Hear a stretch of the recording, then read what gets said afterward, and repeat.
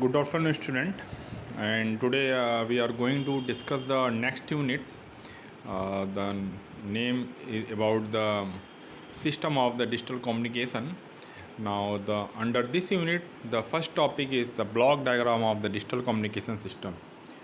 And ये already आपकी screen पे ये एक ब्लॉक डायग्राम दिख रहा होगा.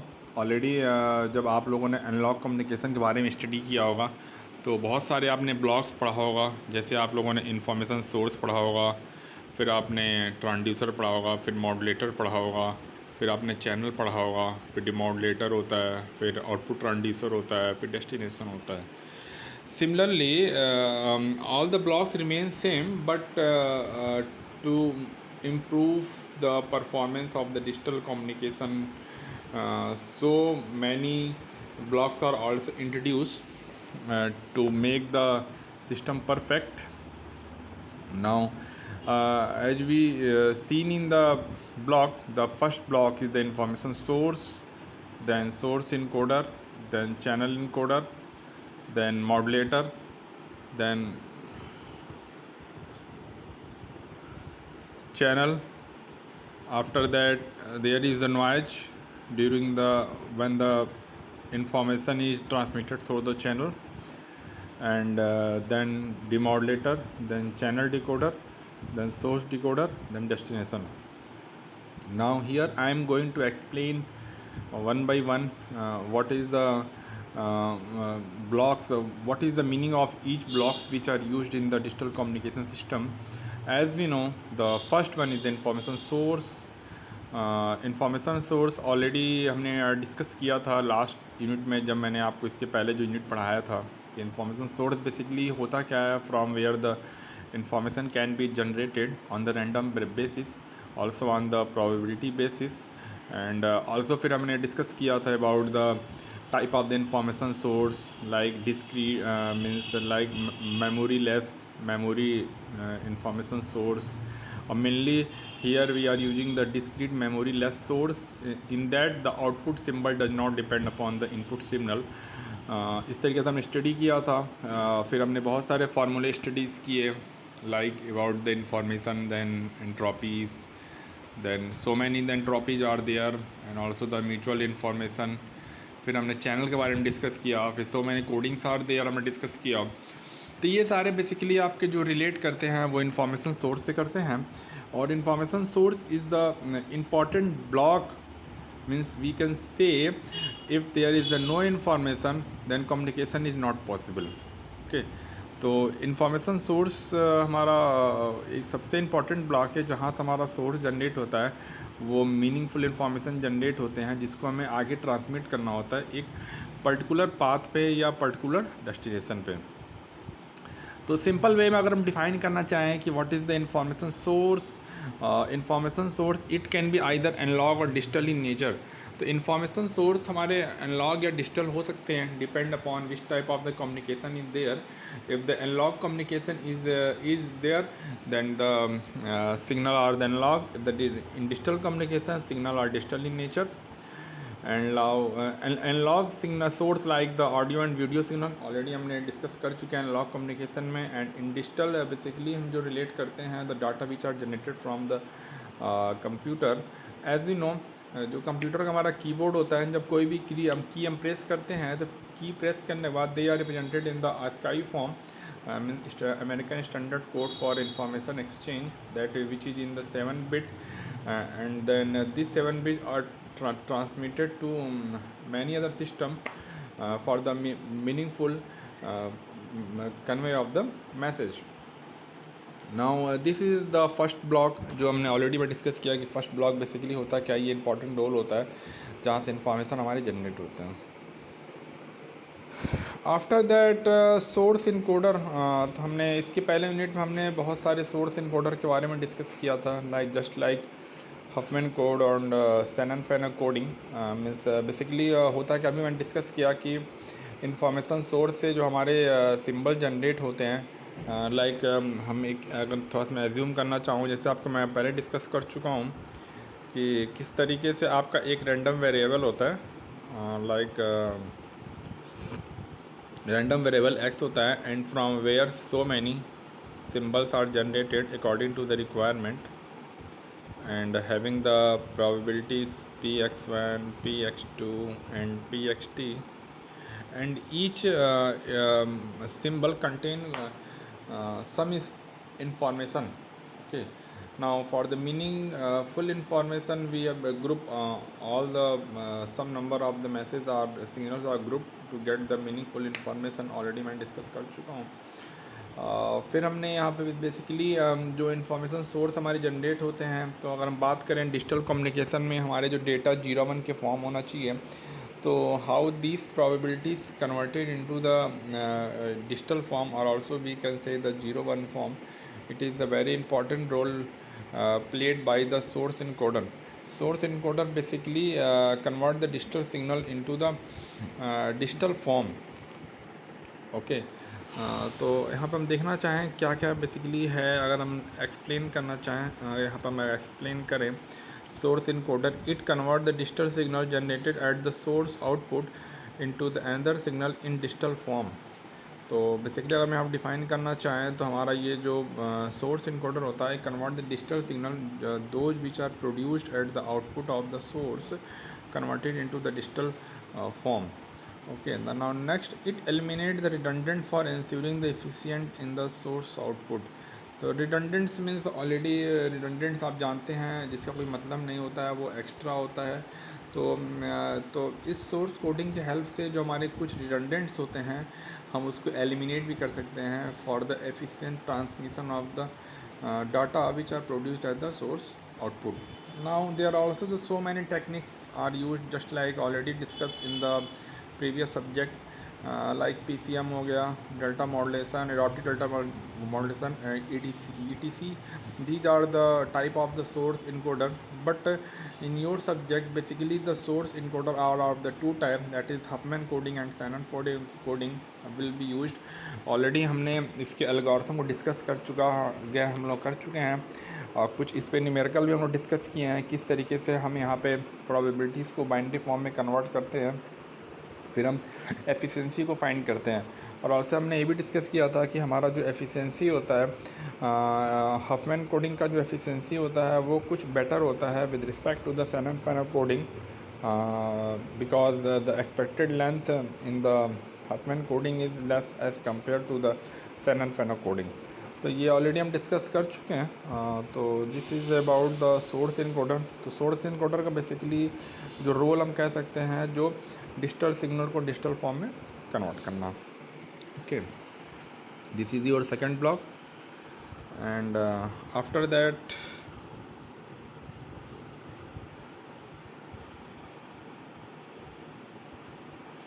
Next channel encoder. This is also a very important role. हमने जब आपको इंट्रोड्यूस किया था about the error detection and correction, हमने वहाँ पे चैनल इनकोडर का नाम दिया था. तो हम सभी जानते हैं कि जब डेटा को हम ट्रांसमीटर से मॉड्यूलेट करने के बाद हम जब चैनल के थ्रू रिसीवर तक भेजते हैं, तो during transmission through the channel so much noises are introduce. Noise introduce होने से क्या होता है कि हमारा जो डाटाज हैं जो 0-1 के फॉर्म में हैं उसमें एरर आता है. एरर मीन्स 1 या 0 में चेंज हो जाए या 0 हमारा 1 में चेंज हो जाए, ये सब चीज़ें ऑकर हो जाती हैं. ऑलरेडी मैंने उसमें ये डिस्कस किया था. तो ये एरर इतना सीवियर इफ़ेक्ट करता है सिस्टम के परफॉर्मेंस पे, के रिलायबल ट्रांसमिशन पे और उसके एफिशिएंसी पे. तो इन सब चीज़ों को ध्यान देते हुए फिर वहाँ जो हमारे जो मैन्युफैक्चरर होते हैं उन्होंने ये डिस्कस किया कि how to improve the performance of the digital system. तो उन्होंने ये स्टडी किया, फिर उन्होंने ये कोशिश किया कि हाँ क्यों ना हम सिग्नल टू नॉइज रेशियो, एक जो पैरामीटर मैं डिस्कस किया था that is signal to noise ratio, that is the important parameter for any system. तो क्यों ना हम सिग्नल टू नॉइज रेशियो को इम्प्रूव करें to a certain limit, but there is also limitation for the signal to noise ratio कि हम इससे अधिक नहीं बढ़ा सकते हैं. तो जब इससे अधिक नहीं हम बढ़ा सकते तो फिर ये एक कोडिंग प्रोसेस आपका इन्वॉल्व हुआ कि हम कोडिंग करके हम यहाँ पे एक particular signal to noise ratio को बिहाफ पे जो है हम एक कोडिंग टेक्निक को यूज़ करके हम उस एरर को डिटेक्ट और करेक्ट कर सकते हैं. ये सारे हमारे ये चैनल इनकोडर का वर्क है। तो चैनल इनकोडर बेसिकली वर्क आपका ये होता है कि वो मैसेज बिट के साथ कुछ एक्स्ट्रा बिट्स को ऐड करते हैं at the transmitter side. Means these extra bit also is in the form of the digital form, means 0 and 1, और these extra bit is also called as extra bit, redundancy bit and check bits, so many names of these bits। तो ये bits जो हमारे होते हैं ये bits बहुत important होते हैं। तो बेसिकली इसमें क्या रोल होता है, हम कैसे करते हैं, वो मैं डिस्कस कर देता हूँ। इसमें चैनल इनकोडर का मेन है, it add redundancy bit to the source code word to make the data secure for transmission. तो इसमें जो चैनल इनकोडर का बेसिकली रोल है वो रिडंडेंसी बिट्स को ऐड करता है to the source code word to make the data source for the reliable transmission over the channel. तो ये हो गया।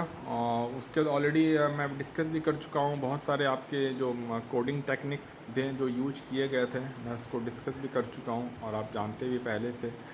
Also second point is that it minimize the effect of channel noise. तो जो second point वो related to the error detection and correction ही है। तो जब हम एक्स्ट्रा बिट का मेन जो हम यहाँ पे रोल जो है जो यूज़ करते हैं उसका यूज है एरर को डिटेक्ट करना एंड करेक्ट करना। एक्चुअली हम ट्रांसमीटर इन पे जब हम इन बिट्स को ऐड करते हैं तो ऐड करने के बाद रिसीवर साइड में हमें उन बिट्स को हटाना होता है to recover the original data. Now before removing these extra bits from the message bit, our first role is to detect the error. If there is any error, then first of all correct that error, and then after the correction of the error, then remove these extra bits at the receiver side. Now the third point, it reduces the error and give more reliable data। तो वही मैंने discuss किया कि इस channel encoder के help से हम यहाँ पे एरर्स को रिड्यूस करते हैं and also give the more reliable data. और डाटा भी हमारे बहुत रिलायबल होते हैं। Reliable in the sense we can say means the error is very low in the data, that's why we can say the here data is in the reliable form. Now next point जो आपके हैं कुछ so many channel encodes are there just like the block code, cyclic code, convolution code will be used. और basically हम यहाँ पे block codes जिसको by name हम लीनियर ब्लॉक कोड्स भी कहते हैं, साइक्लिक कोड।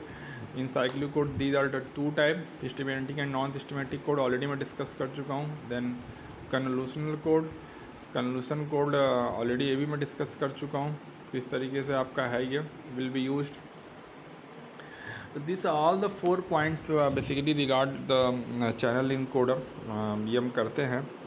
तो सबसे इम्पॉर्टेंट रोल आपको डिजिटल कम्युनिकेशन में वो चैनल इनकोडर का ही होता है, जो एरर को नॉइज़ की वजह से जो हमारे सिग्नल्स कंटामिनेट हो जाते हैं नॉइज़ की वजह से और उसमें एरर ऑकर हो जाता है। तो this is very important role play by the channel encoder in the digital communication system.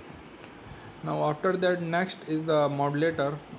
The next for an efficient transmission of data various digital modulation techniques are used like ASK, PSK, FSK। तो already हमने modulation के बारे में discuss किया है कि what is modulator and the modulation is the process in which some characteristic of the channel carrier signal like the amplitude, frequency and phase will be changed in accordance with the message signal। And already in the analog communication we are discussing about the so many modulation technique are there, just like amplitude modulation. In amplitude modulation so many modulation are there like simple amplitude modulation, single tone, multi-tone, DSB, SSB, VSB, and after that ambient modulation. In ambient modulation there are the two types, phase modulation and frequency modulation, and now in the frequency modulation two type, narrow band and wide band. So these are basically belong to the analog communication. Now here also according to the digital communication, carrier signal remains same just like in the analog communication, but in that digital communication the message are in the 0-1 form. 0-1 form means here not a 0-1 form, basically 0-1 form can be also converted into the electrical signal by using the line code. So many line codes are there. Already हम discuss कर चुके हैं RZ and RZ, polar, bipolar and Manchester coding and EMI. So many line codings are there which are used to convert the digital data into the digital and signal. And after that, this is about the modulator. Now the channel plays a very important role. It is used to make the connection between the transmitter and receiver. Also channel are the different type of channels are basically channel 2 type, wireless and wired. And although the wires में हम simply मैं आपसे बोल चुका हूँ, that is already known, optical fiber cable and telephonic channel, and in wireless में mobile radio channel and satellite channel. So these are channels simply are which are used to convey the message from the transmitter to receiver by the channel. A channel simply defined, it is used to make the connection between the transmitter and receiver. तो ये रहा आपका channel के बारे में. And after that channel decoder. Now after the channel there is a reverse process, that is in transmitter side channel encoder. Now in the receiver side there is channel decoder.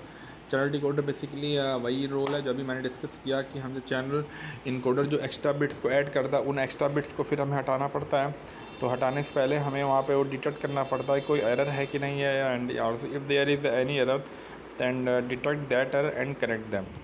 तो channel decoder at the receiver is thus able to reconstruct error-free, accurate bit sequence and reduce the effect of channel wire and distortion.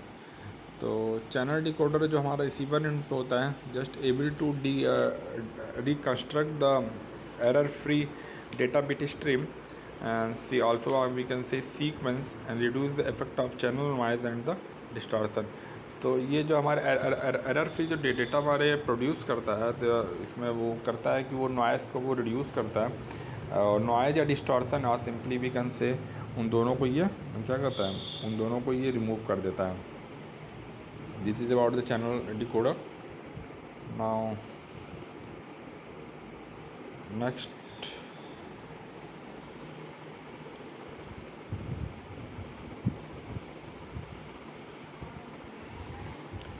now source decoder.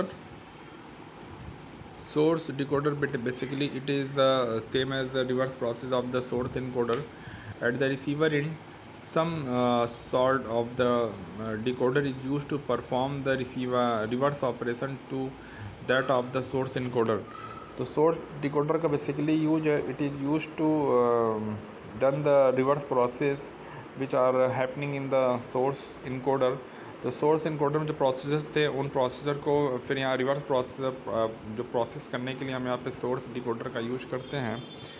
और simply what's its use, it convert the binary output of the channel decoder with a symbol sequence.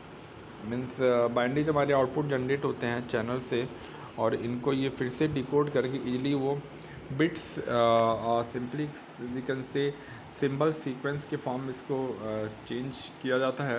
यहाँ पे जो लिखी गई हैं चीज़ें, तो simply we can say that here the source decoder is the reverse process of the source encoder. Now also the decoder also uses the memory to store the code word. तो यहाँ पे decoder का basically role वो भी है कि वो एक memory को यूज करता है, and which are used to store the code word. तो as we know means code word means ये कि फर्दर हम उस code word का यूज कर सकें, इसलिए हम इसको memory में सेव करते हैं. मेमोरी का रोल आपका यही होता है कि वो कुछ डाटास को सेव करें और फर्दर उनको हम यूज कर सकें. Now demodulator. At the receiver end the digital modulation convert the input modulated signal into the sequence of the binary bits. यहाँ पे जो लिखी गई हैं कि रिसीवर एंड पे आपका जो मॉडुलेटर होता है वो इनपुट मॉडुलेटेड सिग्नल को फिर से वो बिट्स ऑफ सीक्वेंस या बाइनरी बिट्स में कन्वर्ट करता है. Means that is the reverse process of the modulator. जैसे मॉड्यूलेटर मॉड्यूलेट करता है और रिसीवर उसको फिर से डिमॉड्यूलेट करता है, ठीक है। तो demodulation process simply we can say it is the reverse process of the modulator. So many techniques in digital communication are used, coherent and non coherent techniques are used for the demodulation process. तो उसको already अभी आगे लेक्चरों में discuss करेंगे, हम देखेंगे और जानेंगे फिर उसमें क्या होता है। Now there are the some terms which are related to the digital communication like baseband signal. The message signal generated from the information source is known as the baseband signal. Baseband signal are those signal which are generated from the message and is known as the baseband signal. And after that band pass or passband signal means after modulation the signal are named as the modulated signal are also known as the passband signal. ये term already आप लोगों ने analogue communication में आप read कर चुके होंगे, पहले से भी जानते भी होंगे आप लोग ये बेसबैंड सिग्नल क्या है, बैंड पास या पास बैंड सिग्नल्स क्या है, इसके नाम आप जानते होंगे। After that this is about some basic term. Now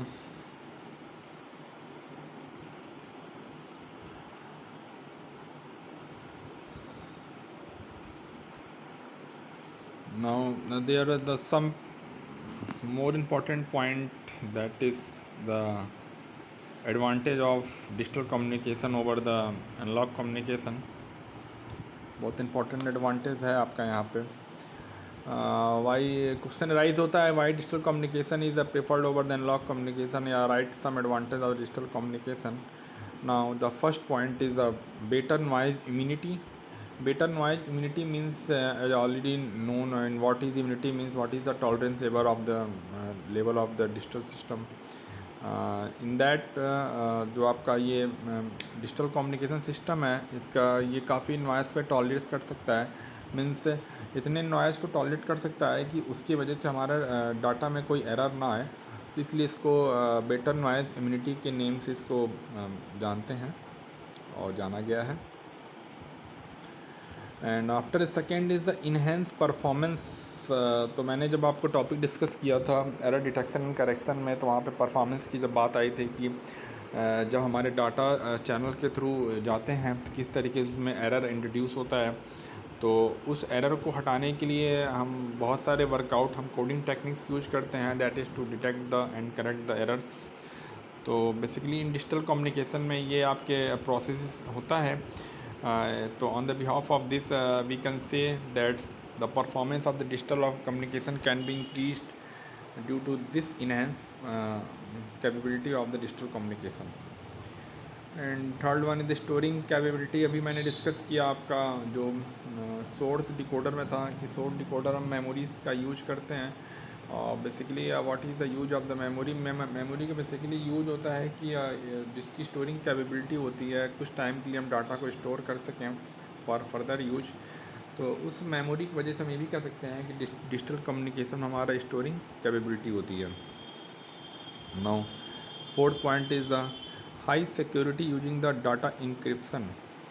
तो अभी हम इसमें आगे यूज करेंगे डिजिटल कम्युनिकेशन में। अभी आपका एक स्क्रैम्बलर का नाम आएगा, और स्क्रैम्बलर ये भी एक coding techniques which are used by this only particular desired receiver receive the data and decode it, हम यहाँ पे कह सकते हैं दैट। इसलिए सिंपली जो फोर्थ पॉइंट यही कहना चाह रहा है कि high security using the data encryption means high security use करता है यहाँ पे by using the data encryption. यहाँ पे जो लिखी गई हैं चीज़ें इसकी वजह से है आपका।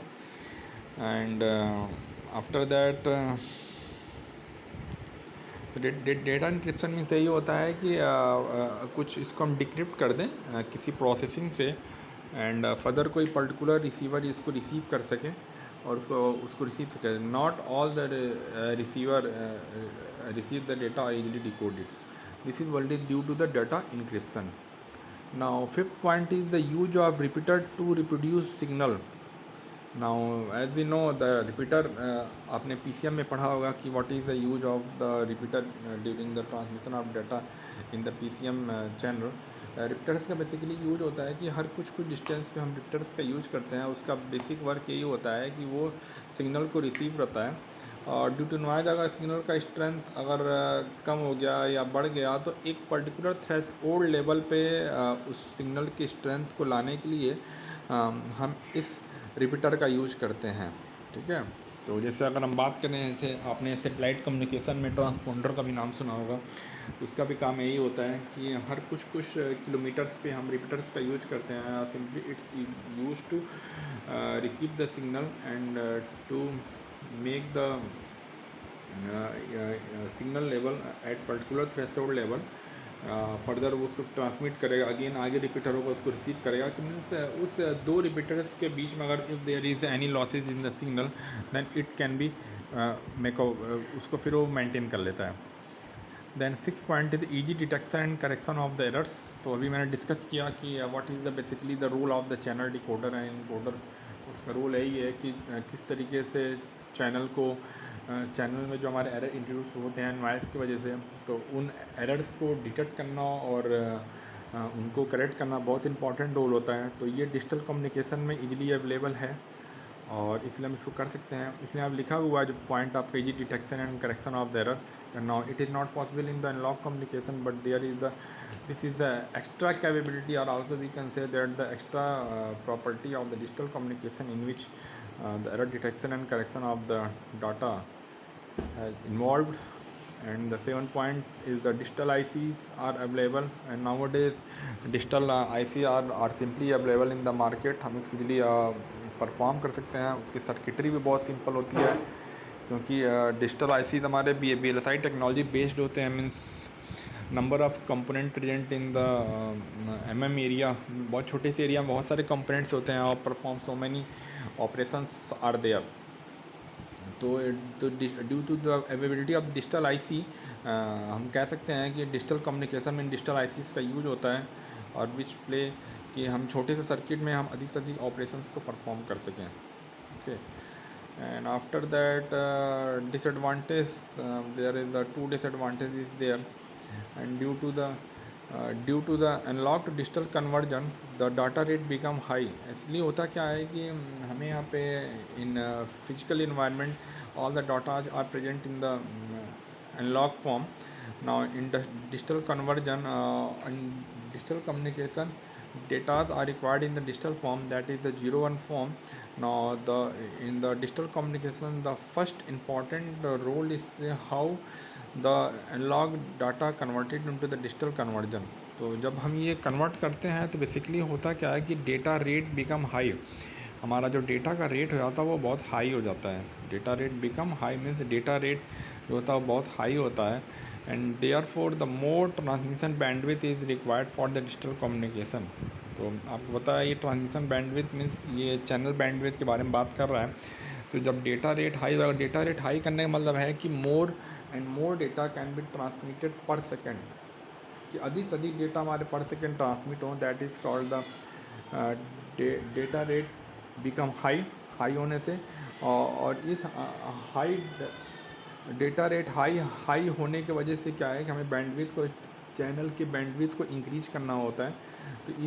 तो इस कन्वर्जन की वजह से हमारा ये बैंडविड्थ इंक्रीज हो जाता है। इसलिए हम ये कह सकते हैं due to the analog to digital conversion the data rate become high and also the transmission bandwidth is required for increased, means more bandwidth is required for the transmission of the data. After second point the digital communication needs synchronization in case of the synchronous modulation। as we know synchronous word basically use होता है, हमें ये पता है कि हम जब modulator के टर्म में हम कुछ वहाँ पे कैरियर सिग्नल्स का यूज करते हैं तो होता क्या है कि कभी कभी हमारे आपके रिसीवर साइड भी बहुत सारे रिसीवर्स होते हैं। मेनली हम कोरेंट रिसीवर्स का यूज करते हैं जिसमें हम वही क्या कहते हैं ऑसिलेटर या वही फ्रीक्वेंसी या वही सिग्नल कैरियर सिग्नल यूज करते हैं जो हमारा ट्रांसमीटर साइड था। तो अगर आपने वो क्या कहता हूँ, for a synchronous modulation, in synchronous modulation हमें सिंक्रोनाइजेशन की रिक्वायरमेंट होती है, means the carrier signal which are used in the transmitter and receiver remain same, इनके फ्रीक्वेंसीज में चेंजेस नहीं होने चाहिए। तो अगर ये ऐसे प्रोसेसेस हैं तो हम कह सकते हैं कि हमारा यहाँ पे सिंक्रोनाइजेशन हो रहा है, और इस सिंक्रोनाइजेशन की वजह से हम कह सकते हैं कि हमारा यहाँ पे सिंक्रोनस डिटेक्शन होता है हमारे सिग्नल्स का यहाँ पे। तो ये डिसएडवांटेज था जो मैं डिस्कस किया, किस तरीके से ट्रांसमिशन बैंडविड्थ इंक्रीज हो जा रहा है और किस तरीके से सिंक्रोनाइजेशन का इफ़ेक्ट आपका आता है। तो this is all about the digital communication system. Okay, thank you.